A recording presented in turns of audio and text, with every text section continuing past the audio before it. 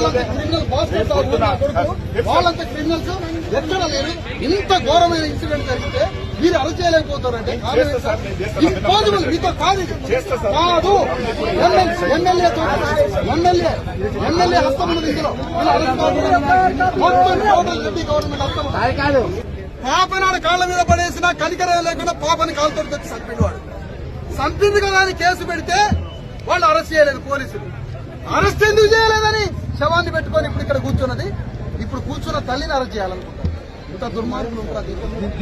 ఇంత దుర్మార్గుల దేశం మీద ఉంటారా?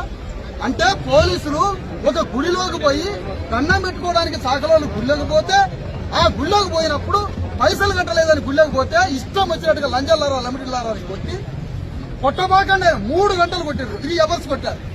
గదిలో పడేసి జుట్టు పట్టుకొని జాకెట్లు గుంజి కొట్టి చంపారు.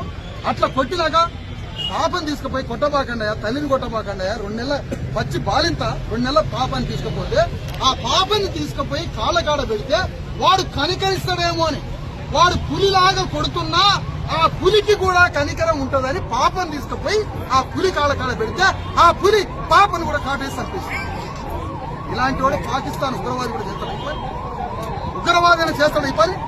అలాంటి రెడ్లందరినీ అరెస్ట్ చేయాలి అని రిప్రజెంటేషన్ ఇస్తే కేసు ఇంతవరకు అరెస్ట్ చేయలేదు. అరెస్ట్ చేయకపోగా వాడికి వాడే గీరుకొని వాళ్ళు వీళ్ళ మీద కేసు పెడితే వీళ్ళ మీద కేసు పెట్టింది. కానీ వాడి మీద కేసు పెట్టలేదు. ఎందుకు ఈ పోలీస్ డిపార్ట్మెంట్? ఎందుకు పోలీస్ డిపార్ట్మెంట్? ఆత్మన్నోడు ఆత్మహత్య చేసుకుని చచ్చిపోవాలి.